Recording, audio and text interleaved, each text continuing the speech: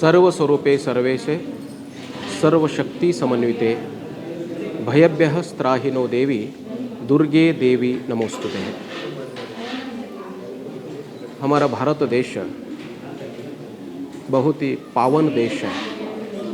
भारत भूमि ही पुण्य भूमि है। इस भारत भूमि में अनेक ऋषि मुनि जपी तपी साधु संत आचार्य अनेक शरणगण होके गए हैं। इसलिए हमारा देश बहुत ही बड़ा पुण्यवान देश है। और अभी अभी नवरात्रि उत्सव का पर्वकाल चल रहा है, उसमें भी आज विजयदशमी का दिन है। इसलिए बहुत ही बड़ा पावन दिन माना गया है हमारा धर्मशास्त्र में।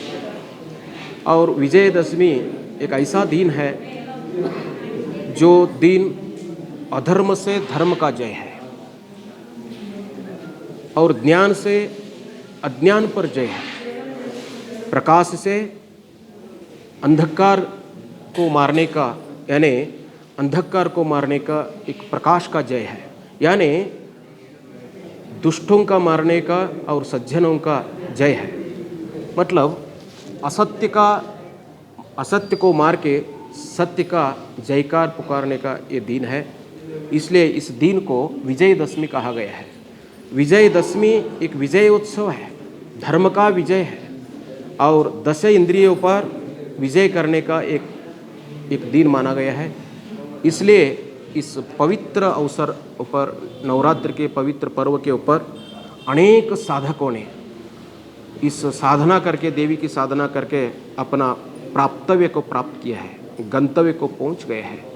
इसलिए इस नवरात्र के ऊपर जो भी साधना करता है वो निश्चित ही अपने परम धाम के ऊपर, अपने स्व स्थान के ऊपर चल जाता है।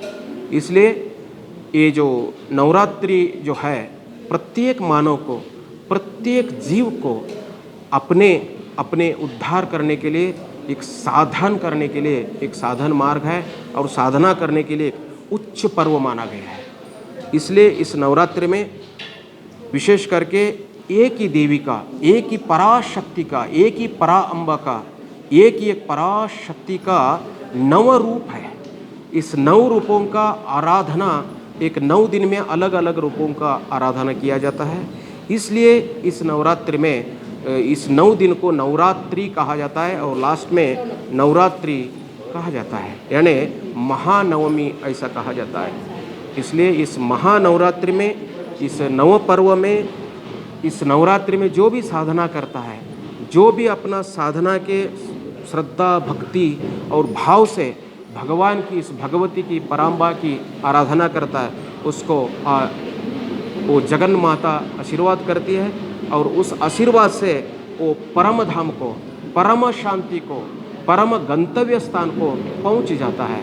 ये अपना शास्त्र का अभिप्राय है, अपना पुराण वेद का ये अभिप्राय है। इसलिए प्रत्येक मनुष्य को नवरात्रि में उपवास व्रत करना चाहिए, जप तप साधना करना चाहिए, कुंकुमार्चन करना चाहिए और देवी को विशेष करके आराधना करके अपना जो निज स्वरूप है, अपना जो निज स्वरूप है, अपना जो निज धाम है, अपना जो निज स्थान है, वो निज स्थान में जाने के लिए इस काम क्रोधादि षड वर्ग को, षड रिपु को विजय प्राप्त कर, इस विजय यानी आत्मा को प्राप्त करके इस विजयदशमी का विजयोत्सव करना चाहिए ऐसा। इसलिए मैं सब जो भी भक्तगण हैं, इस विश्व के सब साधकों को, सब गुरु लोगों को, सब मातृ स्वरूप को, मातृ शक्ति को, मैं सभी को नवरात्रि का शुभकामनाएं देता हूँ।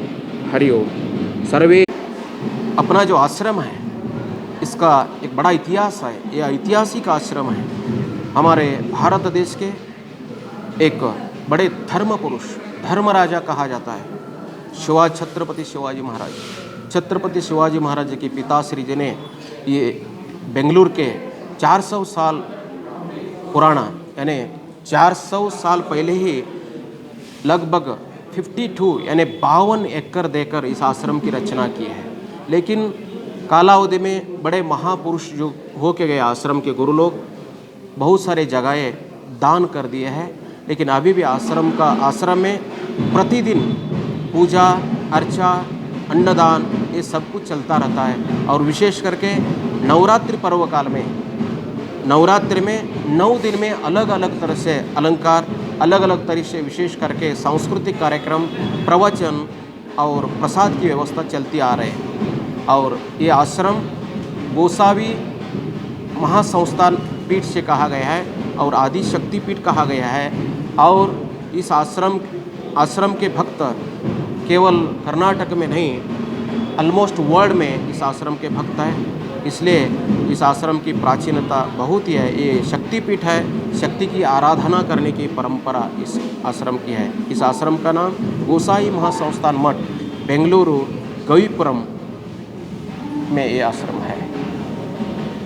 ಯಾರು ಶ್ರದ್ಧೆ ಭಕ್ತಿಯಿಂದ ಅಂತಃಕರಣದಿಂದ ಯಾರು ಆರಾಧನೆಯನ್ನು ಮಾಡುತ್ತಾರಲ್ಲ ಅವರಿಗೆ ಆ ಜಗನ್ಮಾತೆ ನಿಜಕ್ಕೂ ಅವರ ಶ್ರದ್ಧೆ ಭಕ್ತಿಗೆ ಮೆಚ್ಚಿ ಅವರ ಕನಸು ನೆನಸು ಆಗುವಂತಹ ಮಾಡುವಂತದ್ದು ಆ ಶಕ್ತಿ ಮಾತೆ ಇದೆ। ಆ ಶಕ್ತಿ ಇರುವುದರಿಂದ ಖಂಡಿತವಾಗಿ ನಮ್ಮ ದುಃಖ ದಾರಿದ್ರ್ಯಗಳನ್ನು ದೂರ ಮಾಡುವಂತ ಸುಸಂದರ್ಭವಾಯಿತು।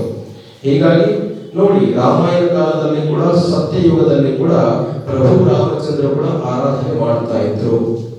ಯಾಕಂದ್ರೆ ರಾವಣ ಮತ್ತು ರಾಮನ ಯುದ್ಧದ ಪ್ರಸಂಗದಲ್ಲಿ ಅಥವಾ ಯುದ್ಧದ ಮುಂಚೆ ಆ ಜಗನ್ಮಾತೆ ಆರಾಧನೆಯನ್ನು ಪ್ರಭು ರಾಮಚಂದ್ರರು ಆರಾಧನೆ ಮಾಡಿ ಆ ಶಕ್ತಿಯನ್ನು ಪಡ್ಕೊಂಡಿದ್ರು। ಆವಾಗ ರಾವಣನನ್ನು ಕೊಂದರು ಅನ್ನುವಂಥದ್ದು ರಾಮಾಯಣದಲ್ಲಿ ಬರ್ತದೆ। ಅದೇ